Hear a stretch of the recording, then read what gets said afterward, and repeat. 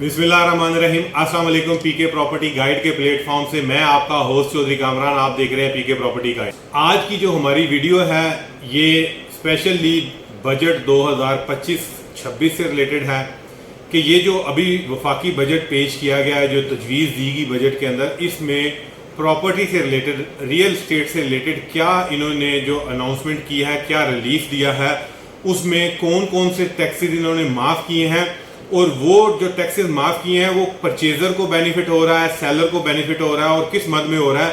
इस वीडियो के अंदर मैं इंशाल्लाह डिटेल से आप लोगों को ब्रीफली डिस्क्राइब करूंगा और जिसने मेरी वीडियो कंप्लीट देख ली इंशाल्लाह उसे दोबारा क्वेश्चन करने की ज़रूरत नहीं होगी, कोई भी चीज़ पूछने की ज़रूरत नहीं रहेगी, क्योंकि मैं इन डिटेल आप लोगों को ये जो 3 टैक्सेस में रिलीफ दिया गया है, FED federal excise duty, with holding tax और स्टैम्प ड्यूटी, ये 3 जो टैक्सेस इनमें रिलीफ दिया गया है, ये क्या रिलीफ दिया गया है और इससे क्या बेनिफिट होगा, इंशाल्लाह वीडियो में आप लोगों को इन डिटेल डिस्क्राइब करूंगा।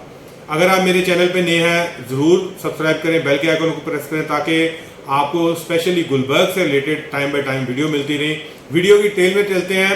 बजट 2025-26 जो इस वक्त तजवीज़ पेश की गई बजट में, इसमें 3 टैक्सेस में रिलीफ दिया गया।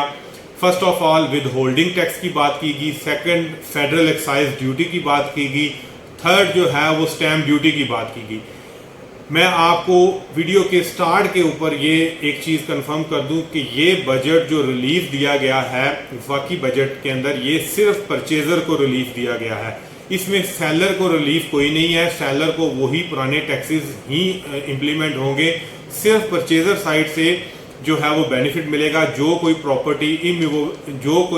प्रॉपर्टी परचेज करेगा, फाइल परचेज करेगा या कोई भी इमूवेबल एसेट परचेज करेगा तो उसको परचेजर को बेनिफिट मिलेगा। तीनों टैक्सेस जो रिलीफ दिए गए उनकी सूरत के अंदर वो जिस भी कैटेगरी में फॉल कर रहा होगा, सेलर को बेनिफिट कोई नहीं है। सेलर को वो एज इट इज जो पहले एक्टिव फाइलर की परसेंटेज चल रही थी विद होल्डिंग टैक्स की, उसी के ऊपर इम्प्लीमेंटेशन होगी।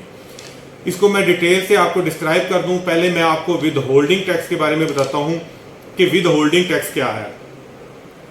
पाकिस्तान के अंदर जो विद होल्डिंग टैक्स है, इमूवेबल प्रॉपर्टी जो प्रॉपर्टी के ऊपर टैक्स है, वो 2 सेक्शन के अंदर डिवाइडेड है। 236 के ये सेक्शन जो है ये परचेजर साइड के लिए है और 236C सेक्शन जो है वो सेलर के लिए है। और इसमें जो इस वक्त बजट के अंदर डिफाइन किया गया है वो सिर्फ परचेजर को बेनिफिट दिया गया है। जो विद होल्डिंग टैक्स की बात की गई उसमें 3 स्लैब्स डिफाइन की गई। यहाँ पर सबसे मेन कॉम्प्लिकेशन लोगों को आई कि ये जो 3 टैक्सेस उन्होंने बताए कि 3%, 3.5% और 4%, ये 3 स्लैब्स क्यों बताई गई और इनमें जो कम करके 3% को 1.5% पे किया गया, 1.5% पे, 3.5% को कम करके 2% पे करने की तजवीज़ दी गई और 4% को कम करके जो है 2.5% पे कम करने के लिए कहा गया। ये एक्चुअली 2024 और 25 का जो बजट था उसमें 3 स्लैब्स बनाई गई थी कि अगर कोई शख्स 50 मिलियन की वर्थ की प्रॉपर्टी परचेज करता है, अगर कोई प्रॉपर्टी कोई भी शख्स परचेज कर रहा है और उसकी डीसी वैल्यू, एक्चुअल वैल्यू नहीं, मैं आपको बता दूं डीसी वैल्यू वो वैल्यू जिसके ऊपर आपने FBR को टैक्स देना होता है, अगर वो 50 मिलियन के अंदर फॉल कर रही है तो एक्टिव फाइलर को 3% टैक्स पड़ता था उसके ऊपर। ये फर्स्ट स्लैब आ गई। सेकंड स्लैब जो थी वो 50 मिलियन से स्टार्ट होकर 100 मिलियन के दरमियान, कि अगर कोई 5 करोड़ से 10 करोड़ के दरमियान कोई डीसी रेट की प्रॉपर्टी परचेज करता था तो उसको 3.5% टैक्स एक्टिव फाइलर को चार्ज हो रहा था।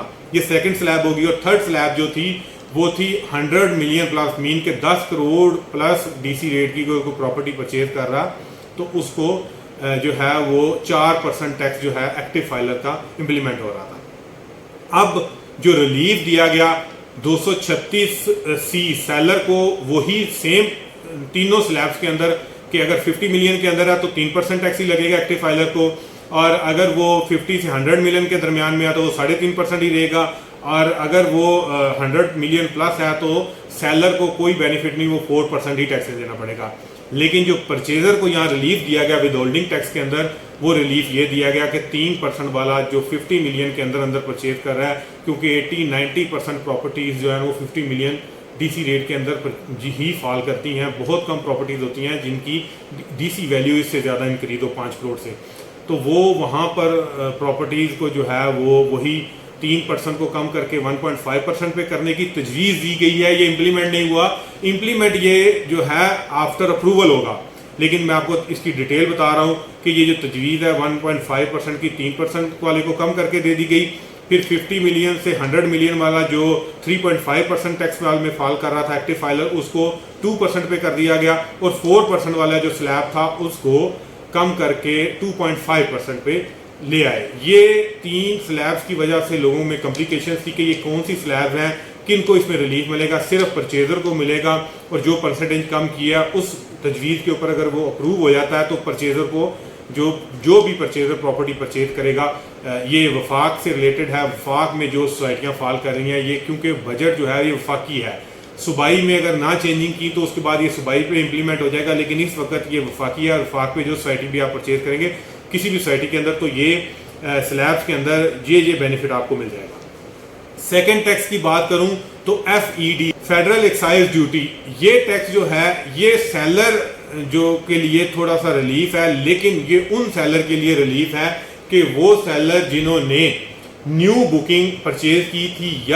या उनके पास कोई ऐसी इंस्टॉलमेंट वाली फाइल उन्होंने बुक करवाई थी, या ऑल ड्यूज क्लियर फाइल को परचेज या प्लॉट कुछ भी परचेज किया और वो फर्स्ट टाइम ट्रांसफर होने के लिए आ रहा है, तो उसके ऊपर FED चार्ज हो रहा था सोसाइटीज के अंदर, तो वो FED सेलर को वेव ऑफ हो गया। लेकिन यहाँ मेजॉरिटी सेलर्स जो हैं वो सेकंड ट्रांसफर, थर्ड ट्रांसफर वाले हैं, फर्स्ट ट्रांसफर वाले बहुत कम सेलर हैं।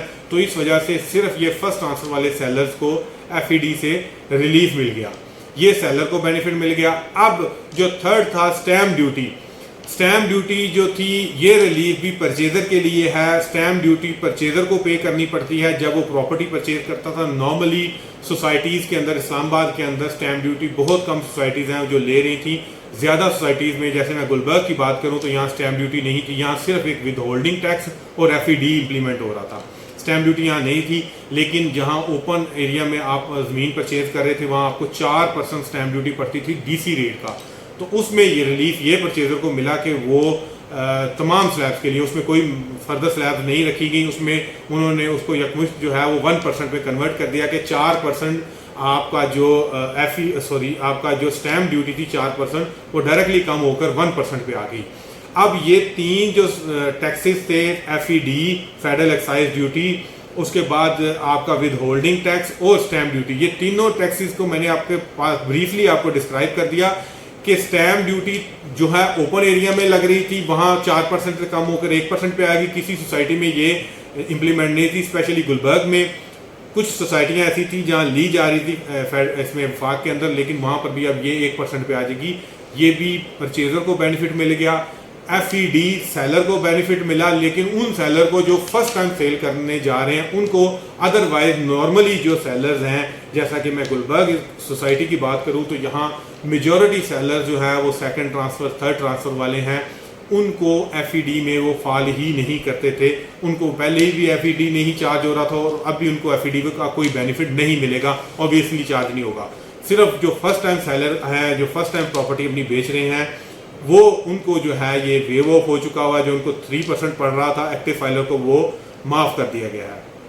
और उसके बाद जो विद होल्डिंग टैक्स था, जो बेसिक टैक्स है, जो सबसे ज़्यादा चार्ज हो रहा है, जो मतलब सबसे ज़्यादा प्रैक्टिस में आता है विद होल्डिंग टैक्स के हर परचेजर और सेलर को 236C और 236K, जिसके बारे में मैंने बता दिया था आपको, उसमें सिर्फ आपके परचेजर को बेनिफिट मिल चुका है और वो मैंने आपको टैक्स स्लैब के बारे में बता दिया। ये है एक ब्रीफली डिस्क्राइब जो है वो बजट से रिलेटेड के जो ये टैक्सेस रिलीफ दिया गया था, ये किस सूरत में है और ये कौन से टैक्सेस हैं और किन को ये बेनिफिट होगा। फर्दर आपकी कोई भी क्वेरीज हो आप मुझसे कंफर्म कर सकते हैं। गुलबर्ग से रिलेटेड आपका कोई क्वेश्चन हो, आपने अपनी प्रॉपर्टी से रिलेटेड कोई इन्फॉर्मेशन लेनी हो, आप ज़रूर हमसे कांटेक्ट करें और आने वाले इंशाल्लाह कुछ दिनों में मैं आपको डेवलपमेंट की भी प्रॉपर अपडेट दूंगा और इस वक्त मार्केट सिनेरियो का भी बात करेंगे, क्योंकि बहुत सारे हमारे दोस्तों की जो नज़र थी वो ईद के बाद इसी पे थी कि मार्केट डेवलपमेंट क्या होगी या क्या कुछ मार्केट का स्टेटस होगा। इंशाल्लाह जल्द आप लोगों को अपडेट करेंगे। मैं और मेरी टीम गुलबर्ग में हाजिर है, दुआ में याद रखिएगा। आपका होस्ट चौधरी कामरान। अल्लाह हाफ़िज़।